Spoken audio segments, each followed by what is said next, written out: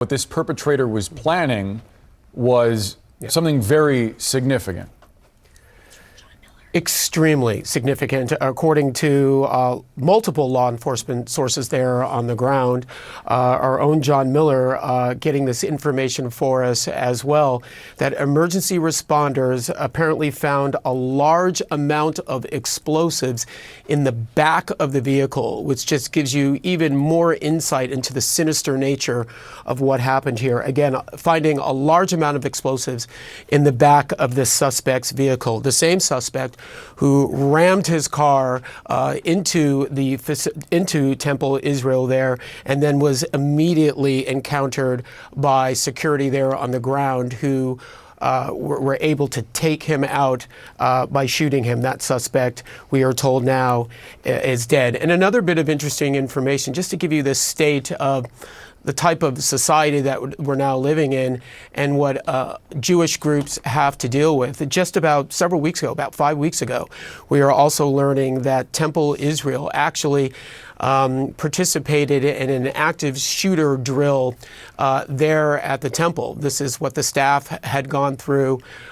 Folks there who work at the facility had organized just to prepare in case something awful like this had actually happened. We're also hearing that the NYPD, New York City Police Department, is tracking the situation, and out of an abundance of caution, as they often do when situations like this happen, they are deploying resources into high visibility Jewish buildings and facilities here in New York City. But once again, just a little bit more information about the sinister nature of what happened with this suspect. Apparently, again, according to multiple law enforcement sources on the ground, they found explosives, a large amount of explosives in the back of that suspect's vehicle. All right, Jason, thank you so much. I want to bring back in Andy McCabe, because Andy, when we talked to you just a few minutes ago, one of the things you said you were watching is what more will we learn about what was in this car, how prepared was this suspect, and now we are getting these new layers that Jason's reporting there, that there were a large amount of explosives in the back of that car, clearly that suspect hoping to do a lot of damage there. Yeah, no question, Jessica. And this is the sort of facts that we're looking for that really change the texture of how this looks from an investigator or a law enforcement officer's perspective.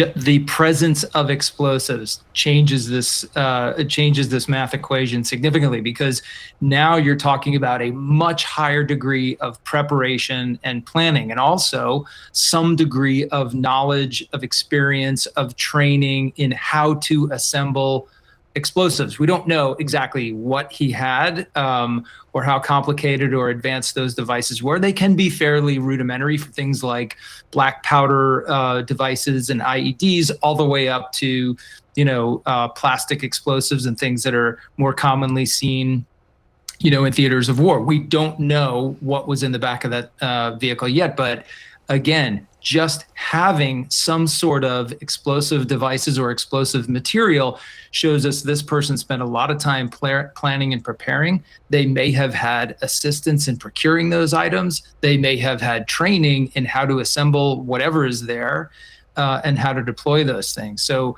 I think as time goes on, we're only getting more concerned about what this person's motivation might have been, and how they got to this point of acting today. This looks less and less like just a rash, violent act that somebody committed in a fit of pique or grievance. This is the terrorism investigators, counterterrorism investigators are going to be looking very closely at this. Yeah, and that's the key piece right there. All right, thank you for that.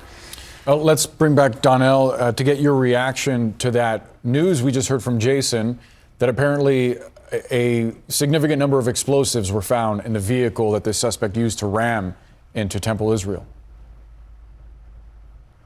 Yeah, Andy hit the nail on the head there. I do want to add that this is similar, Boris, to what you and I were talking about last year with the LDS attack. Remember that perpetrator rammed the LDS church, had weapons that were long-arm weapons. It was shooting. We call this a multimodal attack. This is a hybrid attack. We don't see this in the United States. Andy said it. This is more of a theater of war. This doesn't happen in the U.S. That was the first time the LDS attack where we saw 3 different modes of vehicle ramming, an active shooter, and fire or explosives. And we're seeing this now. This is straight out of the playbook of Al-Qaeda or ISIS. They have publications that they put online telling individuals to do these type of attacks, vehicle rammings being the most simple one. If you can get a firearm, go and use that. If you can combine those attacks, it's even more effective. To add a 3rd or 4th type of attack, either fire or explosives, makes it very, very deadly. And it indicates that this individual was not just, someone who just rashly, as Andy said, came up with an idea. This is going to help law enforcement.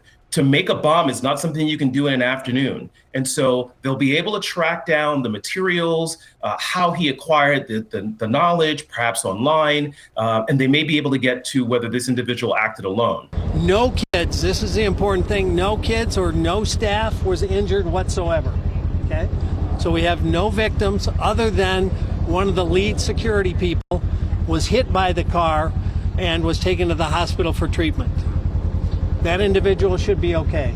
So far, that's our information to this point. We have agencies from all over. Obviously, ATF is here, FBI. More than likely will be taking the lead on this based on some of the preliminary investigative information we have, but we're not going to go into that at this point. But we want to assure the community it doesn't appear to be anything active. We're still clearing the area. We're going to clear vehicles for any explosive devices, the building, etc. Unification of the families and the kids are in progress. We've accounted for everybody that we believe was in the building at the time. So we're on path to continue to maybe pivot to, is there anybody else involved, and the investigative side of what's happened. So you can confirm that it was security that shot and killed the suspect here? Well, we can't say what killed him at this point, but security did engage the suspect with gunfire. Did the suspect have a weapon? We can't get into a lot of that stuff, but he breached the building, drove down the hall, and he was engaged by security. So do we know, did he ever fire shots, the suspect? Preliminarily, we have some information, but nothing that we confirm, so we're not going to go into it.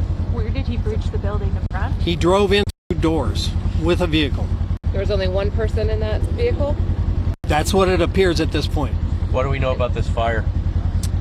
Something ignited in the vehicle. That's a work in progress. We're, through an abundance of caution, clearing the vehicle for IEDs or any explosives. We've got a significant number of bomb dogs on site, bomb techs on site, and all of that's going to be done to check the boxes. We have deployed resources all across the county, just in case, out of an abundance of caution, that there may be a secondary site, but we don't have any information at this time to believe that. So we want people to take a breath. No one was hurt. We're on top of it. The chief and his team got here fast. Everything that was supposed to happen happened. Security did their job, and then the responders did theirs. Was it a Michigan vehicle? Sure, what did the call come out as? I believe it came out as an active shooter. Yeah. Where and when did you actually neutralize the threat? Where was he? The vehicle in the hallway of the building, inside the building. He was shot right there. Again, I can't tell you what he died of until we get a little further. We haven't actually gone into the car. It's still being cleared. So we do know that the security guard shot this. They shot shooter, at them, but it's unclear if he was killed. You know, situations like this, you never know. Somebody's trapped sometimes to kill themselves. So the suspect was engaged. Is the clearest sentence I can give you. What is the condition of the security officer? From information I got, he should be okay. He was knocked unconscious. So it's a different security officer who fired the shot? There were multiple security officers on scene. And the one that was hurt was pulled from that area by his team. Where's the car registered from? We're not going to get into the specifics on the car at this point. You say what type of car it is, sir? A truck or an SUV? It was Sheriff and here to What's the field scene, the sheriff's scene? I know everybody's here. Everybody's here, more than likely, based on a couple early pieces of information. The FBI may take the lead That's yet to be formally determined.